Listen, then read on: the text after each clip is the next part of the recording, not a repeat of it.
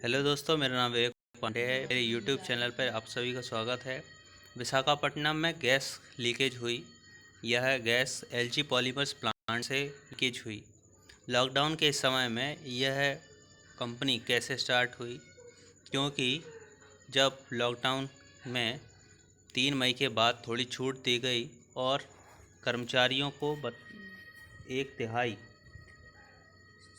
के साथ जो कि कंपनियां हैं उनको चालू करने का निर्णय लिया गया, तो यह कंपनी स्टार्ट हुई। मगर इसमें जो चैम्बर हैं जिसमें स्टायरिन गैस भरी हुई थी उस पर ध्यान नहीं दिया गया। चैम्बर का टेम्परेचर बढ़ा और जो पॉलीस्टायरिन गैस जो कि 20 डिग्री टेम्परेचर के ऊपर एक विषाक्त गैस बन जाती है, जानलेवा गैस बन जाती है, वह गैस अपने चैम्बर से बाहर निकल गई और लाखों लोगों को इसका खामियाजा भुगतना पड़ा और कई लोगों की इसमें मृत्यु हो गई, कई बेहोश हो गए। जहां पर नौसेना, एनडीआरएफ और राज्य की पुलिस सभी को सहायता के लिए आगे आकर इस स्थिति से राज्य के लोगों को बचाना पड़ा। तो शुरुआत करते हैं अपने इस लेक्चर की। विशाखापट्टनम गैस त्रासदी, जाने क्या है स्टायरिन गैस और इसके प्रभाव। पहले एक आपको मैं फ़ोटो दिखा देता हूँ। यह है वह पॉलीस्टायरिन गैस प्लांट। इसका नाम है एलजी पॉलीमर्स लिमिटेड और यह जो सफ़ेद सफ़ेद आप देख रहे हैं, यह इन चैम्बरों से धुआं निकलता हुआ गैस दिखाई दे रही है। विशाखापट्टनम के पास एलजी पॉलीमर्स प्लांट से स्टायरिन गैस की रिसाव की घटना हुई। यह प्लांट विशाखापट्टनम के तटीय शहरी इलाके से लगभग 15 किलोमीटर दूर स्थित है। रिसाव का कारण स्टोरेज टैंक के अंदर तापमान में हुए परिवर्तन को बताया जा रहा है। इस रिसाव के कारण लगभग 5 गांव प्रभावित हुए।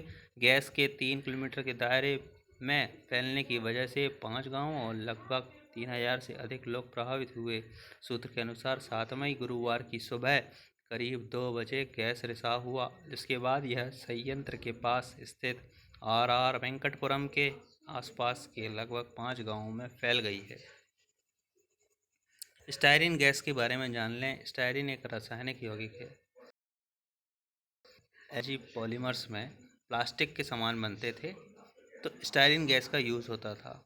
स्टायरिन गैस प्लास्टिक को हल्का और पतला बना देती है, जिसे न्यूरोटॉक्सिन्स के नाम से भी जाना जाता है। इसके अलावा इसे एथेनल बेंजीन, विनाइल बेंजीन और फिनाइल फ्राइन के रूप में भी जाना जाता है। C6H5CHCS2। स्टायरिन गैस अत्यधिक ज्वलनशील कच्चे माल स्टायरिन का उत्पाद है। स्टायरिन के जलने से निकलने वाली गैस हवा में जहरीली होती है। रासायनिक गुणों के अनुसार स्टायरिन हल्के रंग की होती है, यानी रंगहीन होती है और हल्की गंध वाला रसायन है।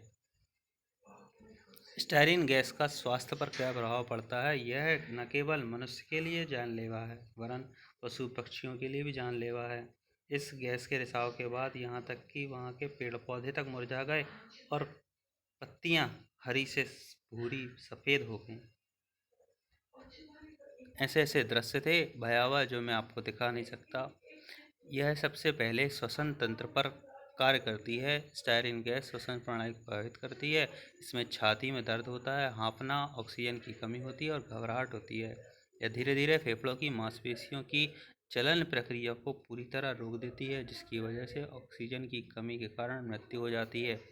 पहले तो यह बेहोश कर देती है, लेकिन 10 मिनट तक आप इसके निरंतर संपर्क में रहें तो मृत्यु भी हो सकती है। अब आंध्र प्रदेश के सीएम और राज्यपाल के नाम जान लें। वाई.एस. जगनमोहन रेड्डी और राज्यपाल हैं बिश्वभूषण हरिचंदन।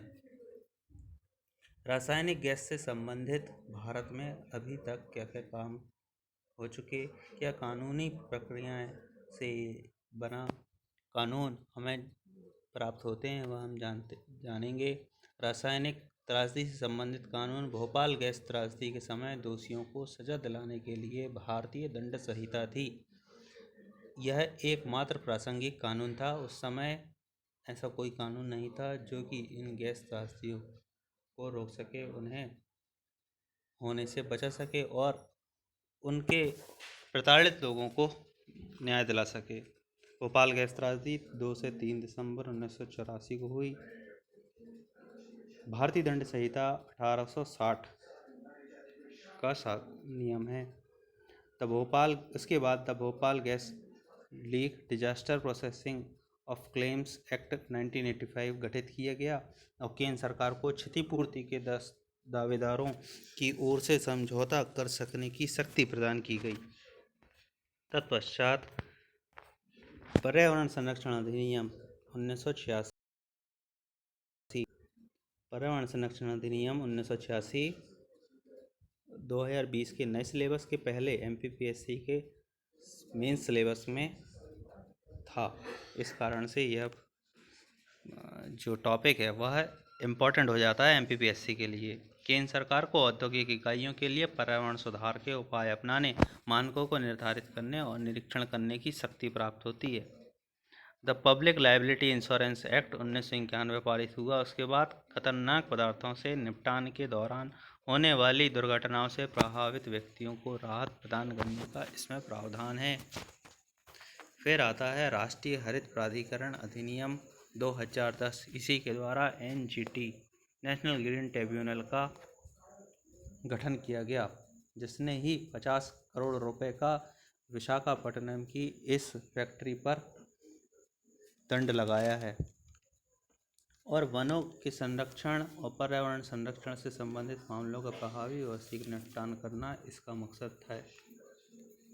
देखिए, NGT ने LG पॉलीमर्स कंपनी को 50 करोड़ की प्रारंभिक क्षतिपूर्ति राशि जमा करने के निर्देश के साथ ही एक तथ्य खोज समिति फैक्ट फाइंडिंग कमेटी का गठन किया है। फैक्ट्रियों में सैनिटाइजेशन और रखें विशेष ध्यान। यह कह रहा है नेशनल डिजास्टर मैनेजमेंट अथॉरिटी। आज इन्होंने एक गाइडलाइन जारी करी है और लॉकडाउन के बाद काम के पहले सप्ताह को ट्रायल मानकर चलें कंपनियां, ऐसा इन्होंने कहा है। उद्योगों को सभी सुरक्षा प्रोटोकॉल का पालन करना होगा। गाइडलाइन में कहा गया है कि प्लांट में पहले हफ्ते में उत्पादन या काम ट्रायल के तौर पर शुरू किया जाना चाहिए।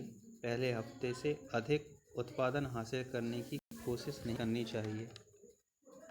कर्मचारियों को आवाज़, दुर्गंध, लीकेज, कंपन या अन्य खतरनाक स्थिति के बारे में जागरूक किया जाए ताकि वे तत्काल मेंटेनेंस या प्लांट शटडाउन करने का संकेत दे सकें।